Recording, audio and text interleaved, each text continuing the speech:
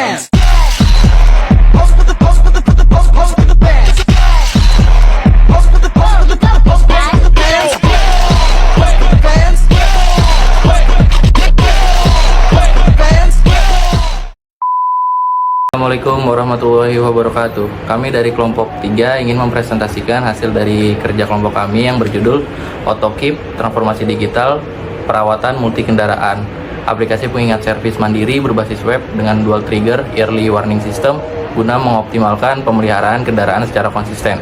Perkenalkan, nama saya Dimas Yujanarko dengan NIM 19230181. Nama saya Haikal Akito Wibowo dengan NIM 19230219. Dengan saya Ahmad Fikri Solahuddin dengan NIM 19230206. Nama saya Ilham Ramadan dengan NIM 19230680. Nama saya Abdullah Maulana dengan NIM 19231006. Kita lanjut ke bab pertama, yaitu adalah latar belakang. AutoKeep adalah transformasi digital manajemen perawatan multi kendaraan berbasis web dengan dual trigger early warning system guna mengoptimalkan pemilihan kendaraan.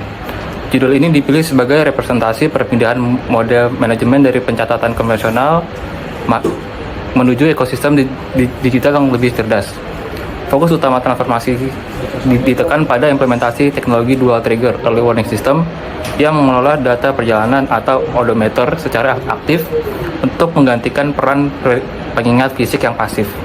Akar permasalahan pemeliharaan kendaraan konvensional secara reaktif dan urgensi transisi ke mode preventif digital yang lebih adaptif. Kita sekarang lanjut ke urgensi dan latar belakang. Yang pertama adalah kelayakan dan keterbatasan ingatan.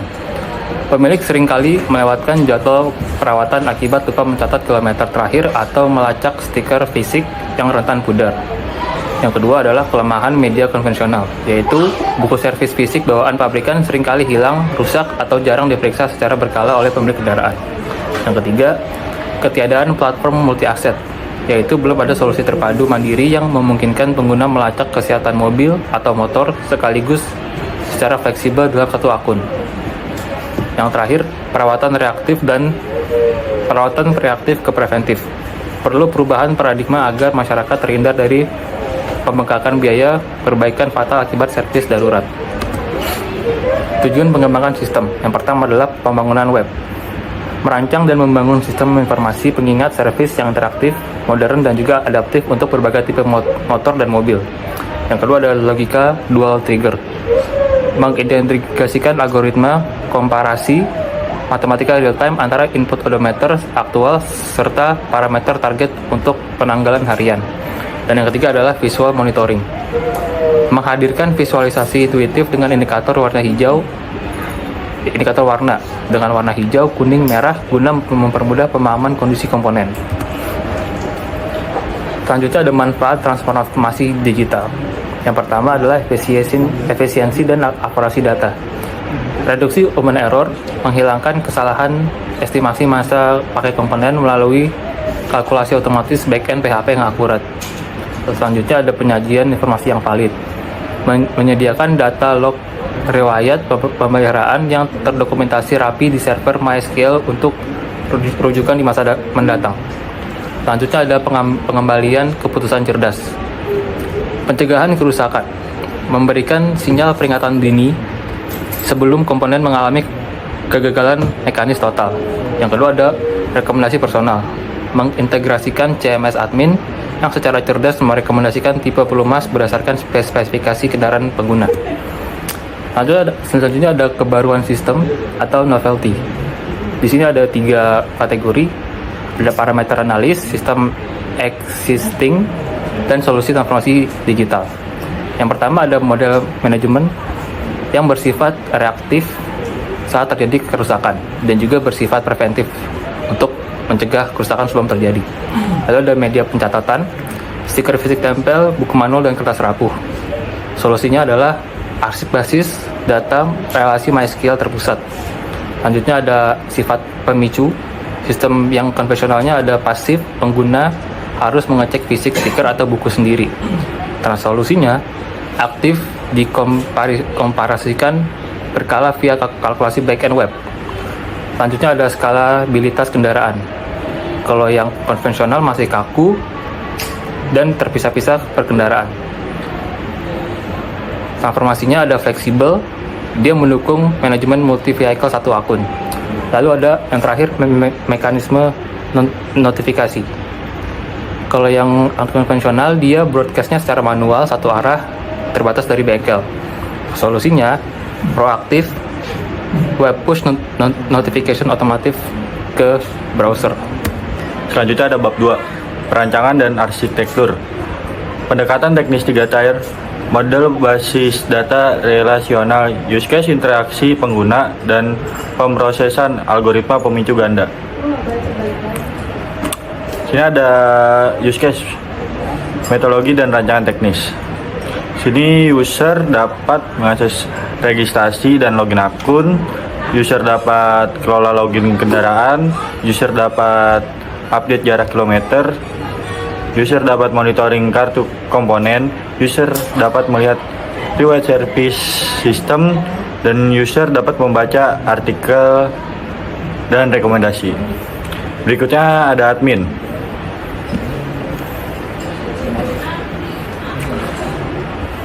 Admin dapat registrasi dan login akun. Berikutnya admin juga dapat memantau dashboard statistik global. Berikutnya admin dapat kelola master kategori service, dan yang terakhir admin dapat kelola CMS artikel dan rekomendasi. Berikutnya ada IRD, metodologi dan rancangan teknis. Di sini entitas user memiliki beberapa atribut, yaitu ada nama, ID user, password, dan email. User one to many memiliki one to many ke kendaraan. Kendaraan memiliki beberapa atribut, yaitu ID kendaraan, nama kendaraan, tipe transmisi, dan sistem pembakaran. Dari kendaraan bisa one to many dijadwalkan ke target service. Di target service mempunyai ID kategori, ID target, ID kendaraan, target kilometer, target tanggal, dan status warna. Dari kendaraan yang ini bisa mencatat ke riwayat service. Di situ dia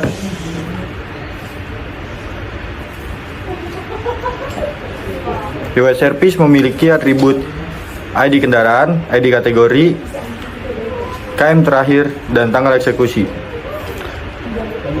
Di riwayat service bisa tersambung ke memiliki ke kategori service, bisa dikategorikan, dan nama komponen dan ID kategori.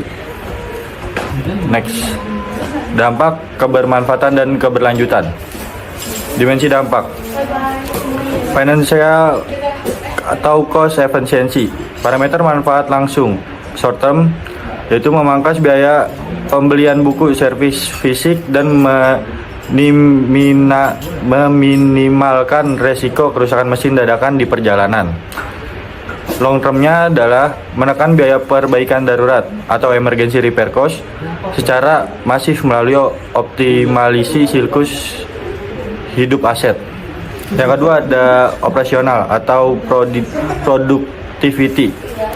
Short termnya adalah mempercepat waktu pengecekan sisa masa pakai komponen harian lewat dashboard digital. Long termnya memiliki efisiensi pengelolaan kendaraan operasional keluarga atau bisnis kecil melalui satu akun terpadu. Yang ketiga ada perilaku atau cultural shift. Short termnya memiliki mengeliminasi kelalaian mencatat angka odometer akibat keterbatasan ingatan manusia atau human error.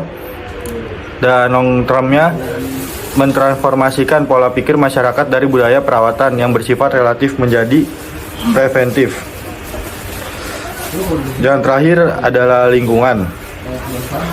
Short termnya adalah memastikan komponen penyaring udara dan busi diganti tepat waktu sebagai rekomendasi ahli. Long termnya berkontribusi secara kolektif terhadap penurunan tingkat emisi gas, buang karbon, dan kendaraan yang tidak terawat. Arsitektur 3 tier dan model data. Desain arsitektur 3 tier. 1. Presentasi layar web interface responsif berbasis Tailwind, CSS, HTML5, dan JavaScript untuk interaksi notifikasi adaptif. 2. Application layer memakai PHP natif pada Apache Server atau Laragon untuk mengelola seluruh alur logika dan kalkulasi matematis. Ketiga, data layer memakai struktur database relasional MySQL terdistribusi yang memisahkan peran tabel data pengguna dan kendaraan. Struktur relasi tabel MySQL. Skema database relasional dirancang bebas redundansi. User mengamankan autentikasi login terenkripsi. Vehicles menyimpan detail profil motor atau mobil pengguna. Kedua, ada maintenance target, itu menyimpan konfigurasi batas target. Dan yang terakhir, service log, menyimpan arsip riwayat service permanen. Di sini ada algoritma dual trigger system. Formulasi komparasi backend PHP secara periodik memproses selisih jarak kilometer perjalanan aktual dan sisa tenggat penanggalan harian, yaitu ada delta kilometer sama dengan target kilometer dikurang aktual kilometer. Dan berikutnya ada delta hari sama dengan target tanggal dikurang tanggal hari. Di sini ada hijau itu optimal, masa pakai komponen aman dan berfungsi prima. Kuning atau peringatan jika atau merah atau bahaya, batas terlampau, browser memicu pause notifikasi aktif. Di sini ada proyek dampak transformasi, ada peningkatan disiplin jadwal servis itu 92%, eliminasi kesalahan pencatatan manual 98%, penurunan estimasi biaya darurat itu 75%, dan terakhir itu kepuasan pemantauan multi aset 88%. Berdasarkan data analisis, implementasi digital terbukti mendisrupsi inefisiensi manual, mempercepat visualisasi sisa pakai komponen, menekan risiko kerusakan mekanis tak terduga, dan mewujudkan manajemen aset ramah lingkungan. Di sini ada peta jalan pengembangan. Fase 1 core web, menyempurnakan model fungsi onalitas manajemen servis mobil dan motor dasar. Fase 2 notifikasi, implementasi web push notification API untuk notifikasi real time langsung ke browser. Fase 3 mobile apps, migrasi database relasional ke platform aplikasi mobile hybrid atau React Native atau Flutter. Fase terakhir yaitu load OBD2, integrasi hardware eksternal pada soket OBD2 untuk update odometer otomatis. Di sini ada aspek legal, etika, dan HKI. Undang-Undang PDP nomor 27 tahun 2022 menjamin perlindungan data identitas user dan riwayat perawatan aman di enkripsi hash di database. Undang-Undang ITE nomor 11 tahun 2008 menjamin legalitas validitas pengarsipan log data riwayat servis digital secara hukum cyber. Potensi hak cipta DJKI, hak cipta program komputer atau atas kode backend PHP, algoritma, trigger ganda, dan desain semi visual UI. Matriks tugas dan peran tim, nama dan mahasiswa, lalu peran strategis dan fokus ruang lingkup kerja atau job desk utama. Di sini ada Dimas Wijanarko dengan peran Chief Technology Officer. tugasnya itu bertanggung jawab penuh atas konfigurasi server, database Laragon, logika komparasi, matematika, backend PHP, dan web push API. Sini ada Ekal Vito Wibowo, Chief Executive Officer, yaitu mempunyai bidang analisis proses bisnis, perancangan atau BPA, penulisan abstraksi laporan utama, dan penyusunan slide presentasi transformasi. Lalu ada Bilasbi Maulana, yaitu Data dan Compliance Officer. Mempunyai tugas mengatur arsitektur model database, merancang diagram use case,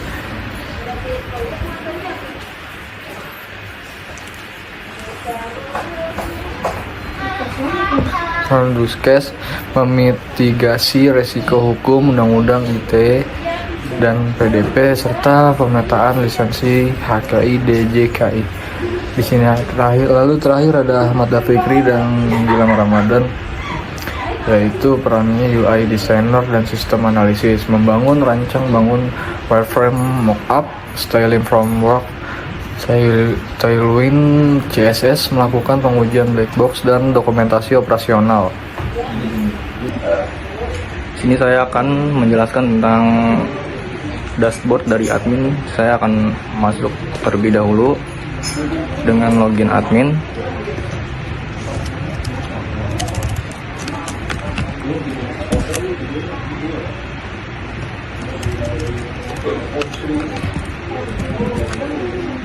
Oke, di sini kita akan masuk terlebih dahulu.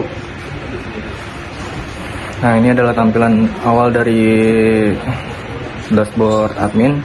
Pertama ada statistik. Di sini ada tampilan dari total pengguna dengan 52, total sepeda motor ada 29, total mobil ada 24, dan total semua kendaraan itu ada di 53. Di sini ada grafik pertumbuhan pengguna baru. Sini paling tertinggi adalah di bulan Juni, user baru terdaftar sebanyak 15, dan pendaftar motor versus mobil statistik terpisah. Di sini motor mempunyai data 11 motor dan 4 mobil pada 19 Juni. Dan selanjutnya ada grafik model sepeda motor paling populer terdaftar terbanyak. Di sini Yamaha Aerox 155 jumlahnya 8, Yamaha NMAX 155 jumlahnya 7, Honda Vario 160 jumlah kendaraannya 6, Honda PCX 160 jumlahnya 3, dan Honda Beat jumlahnya 2 motor. Selanjutnya ada kategori servis. Di sini ada berbagai macam kategori servis. Di sini admin dapat menambahkan kategori. Contohnya saya akan menambahkan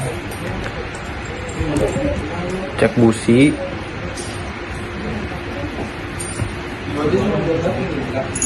nah di sini sudah tampil. Di sini tuh admin dapat menambahkan, melihat, dan menghapus datanya ya. Dan selanjutnya kita masuk ke menu rekomendasi. Di sini tampilan ini akan masuk ke dalam rekomendasi dalam tampilan dari dashboard user. Contohnya saya akan beritahu, saya akan menambahkan kontennya, misalkan motor Matic injeksi,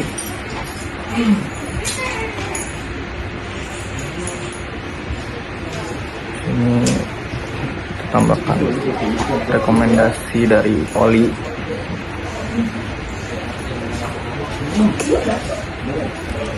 Judulnya kita ambil dari sini aja.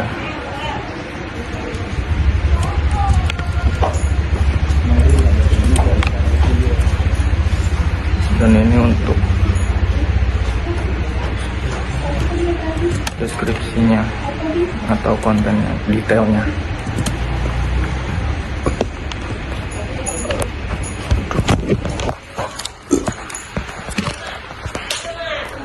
Oke, kemudian kita simpan konten. Nah, sini akan muncul rekomendasi oli motor sesuai kapasitas mesin. Selanjutnya saya akan mempresentasikan untuk role user. Di sini user perlu masuk terlebih dahulu atau regis. Sebelumnya kalau user tidak punya akun, user harus daftar terlebih dahulu.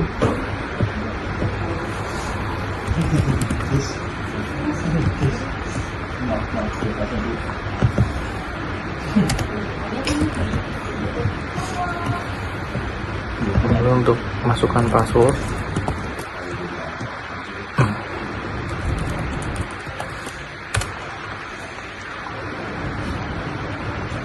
lalu di sini user akan diberikan pilihan kategori kendaraan, yaitu ada sepeda motor atau mobil. Di sini saya akan memilih untuk sepeda motor, semisal nama tipe motornya.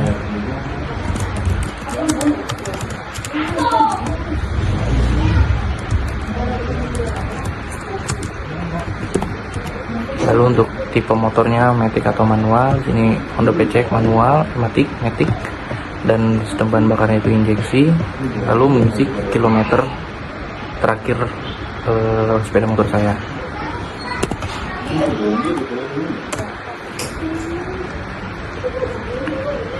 Nah, di sini lalu di sini ada tertampil tampilan untuk integrasi otomatis slot OBD2, lalu ada simulator sinyal, perangkat OBD2, hardware mockup, lalu di sini ada item pantauan servis. Untuk yang diintegrasi otomatis slot OBD2 ini digunakan untuk memperoleh data kilometer kendaraan secara otomatis melalui perangkat OBD2 yang terhubung ke kendaraan. Data tersebut dikirim ke server melalui API sehingga sistem dapat melakukan pemantauan kondisi kendaraan dan memberikan notifikasi servis secara real time tanpa input manual dari pengguna. Lalu untuk di sini item pemantauan servis, user bisa menambahkan komponen servis, yaitu semisal saya oli mesin, target kilometer berikutnya itu sekitar 7.000. Lalu di sini user bisa menambahkan opsional untuk tanggal servis. Saya masukkan untuk bulan selanjutnya.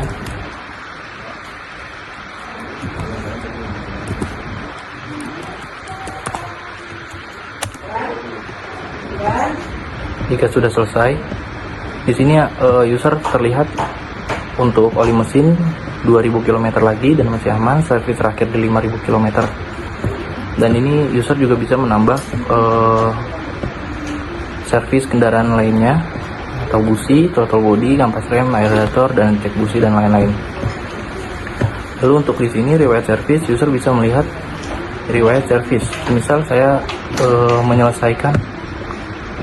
menyelesaikan pemantauan servis oli mesin di sini. Lalu ada notifikasi servis record dan remove dari dashboard. Lalu akan masuk ke tampilan riwayat servis ini oli mesin kilometer 5000 dan status sukses. Lalu di sini ada informasi dan tips. Di sini user mendapatkan artikel untuk pemantauan atau rekomendasi dari pihak AutoKeep, dan dia bisa melihat rekomendasi atau artikel lainnya di sini.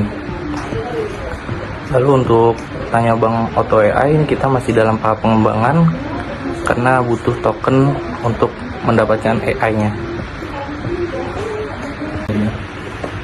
Sekian dari kelompok kami, kurang lebihnya mohon maaf. Wassalamualaikum warahmatullahi wabarakatuh.